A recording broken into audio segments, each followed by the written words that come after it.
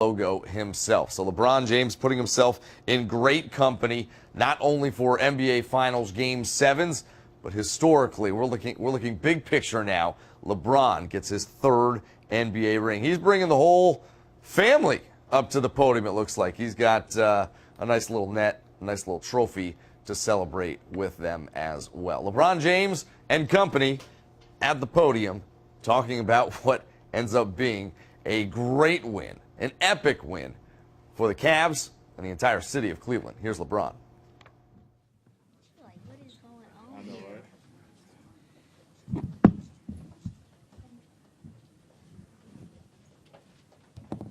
First question in the second row on the right. LeBron, David Barkley, KTSF. First off, congratulations on the win. So this being your third title, there's obviously a lot of footnotes that separate this, but does this championship resonate with you as being a little bit extra special, being that it's for the city of Cleveland, for the state of Ohio where you grew up? Absolutely. Just knowing what our city has been through, Northeast Ohio has been through as far as our sports and everything for the last 50-plus years. You can look back to the Ernest Biner fumble, Elway going 99 yards, to Jose Mason not being able to close out in the bottom of the ninth. To the Cavs going to the finals. I was on that team in 2007. I was getting swept, and then last year I was losing 4-2, and so many more stories. And our fans, they ride or die, no matter what's been going on, no matter, the Browns, the Indians, the Cavs, and so on, and all the other sports teams. They continue to support us, and for us to be able to end this drought, our fans deserve it. They deserve it, and it was for them. David on the left. David Aldridge, TNT. LeBron, I asked you a couple of times about that, about the notion of what finally winning one would do for yourself and for the city of Cleveland, and especially for Akron. And I just wonder, now that you've accomplished it, is it relief? Is it excitement? What are the emotions? Well, David, you've been harping on it a lot the last couple of weeks, and for me, I'm true to the game, and I know what I bring to the table, and I came back for a reason. I came back to bring a championship to our city. I knew what I was capable of doing. I knew what I learned in the last couple of years that I was gone, and I knew when I came back, I knew I had the right ingredients and the right blueprint to help this franchise get back to a place that we've never been, and that's what it was all about, David. Right now it's just excitement. It's not even relief. It's just excitement for us as a team, as a franchise, as a city, as a community. To be able to continue to build up our city, continue to be an inspiration to our city, it means everything, and I'm happy to be a part of it. LeBron, at 3-1, with them having 2 on their record at home, what do you think turned this series around? Well, for me, when I came up here after we lost Game 4, at home, I said, hey, listen, we got to take one possession, one game at a time, and we're going to Golden State, so we got to fly home anyway, so why not have another game? And I believed in that. And my guys believe in me as their leader. Every single day, I preach to them every single day. I'm their leader, and they allow me to lead those guys every single night, and I was just true to that. I believed, and nobody else believed besides the other 14 guys in our coaching staff and our fans. Just going out and executing and putting things together and making plays, and we was able to do that. Mike? Mike Wise on ESPN. LeBron, when you're sitting on the bench before the game and the national anthem, you seem to be deep in thought. What was really going through your mind at that point? Just zeroing in on what needs to be done to help us win. Obviously I put the effort into it, but just thinking about the game, thinking about the plays, understanding that they're going to make a run, they're a great team, understanding we're gonna make some mistakes, but it's how we come back from it and how we move on to the next possession. And then also just living in the moment. I told my guys before the game, listen, there is a game to be played, but there's not many teams that get an opportunity to be in the NBA Finals in a Game 7. It's just not.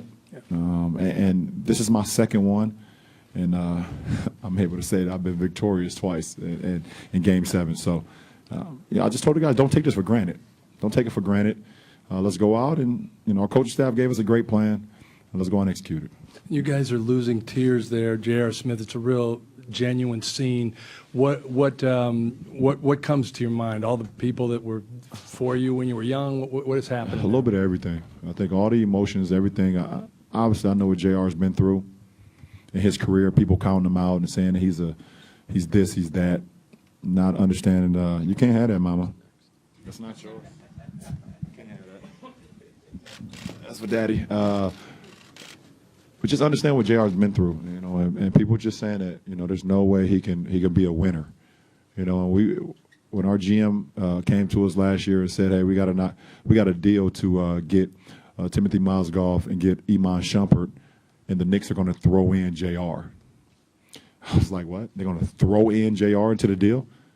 And I was like, okay, I got him. And JR turned himself into not only a huge boost to our team, but he turned himself into a two-way player, both sides of the floor. And I think those emotions came out of JR at the end of those games. Those emotions came out of me just leading 14 guys and understanding, like I said, what our city's been through for the last 50-plus years since Jim Brown. And then also just people just counting me out. Throughout my 13-year career, I've done nothing but be true to the game, give everything I got to the game, put my heart, my blood, sweat, tears to the game, and people still want to doubt what I'm capable of doing. So that was a little icing on the cake, for myself to just let me know that everything I've done, it results in this. And they say hard work pays off, and that's what happened tonight. Jeff, all the way in the back. LeBron, Jeff Zilgett, USA Today. What is it about the athlete's mind or your mind that you don't feel that 3-1 is insurmountable, especially against this team and you got to win 2 here. And then the last 3 games, the fire that you maybe play, or were you fueled by anything that happened between you and Draymond and Clay's words to give you extra fire in these 3 games? Well, at the end of the day, you're down 3-1, and we got to come here. We got to come here and win. We had to win in this building anyways. We only get 3 games at home. So even if we sweep the home series in a 7-game series, we got to win here anyway. So Game 5 was a great opportunity for us to try to seize that. And we came out with a great game plan. Our coaching staff gave us a great game plan, and we was able to send the game back home down 3-2. And, we know our fans. Our fans give us everything, and we was able to give it back to them. And, once we get to a Game 7, I'll take my chances versus anybody, versus any team. You give me 1 game, you give me 48 minutes, I'll take my chances. And, once we got to a Game 7, I was just confident. I knew what I was capable of doing. I knew my guys would allow me to lead them throughout 48 minutes, and they did that. Up here in the front. LeBron, right here. Steve Futterman from CBS News. Your story is a bit like a Greek drama.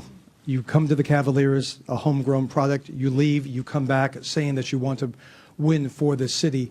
Can you talk about what you want to tell the Cleveland fans, the ones that got mad at you, the ones who never got mad at you, and also right now you're an emotional person. What is going through your heart and mind right now? What's going through my mind is I'm ready to get back to Cleveland.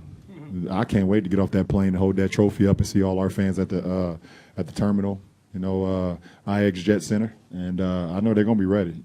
I'm almost done, babe. I'm almost done. I promise. So I can't wait to just give the emotion back to them. Looking forward to it. That's all. And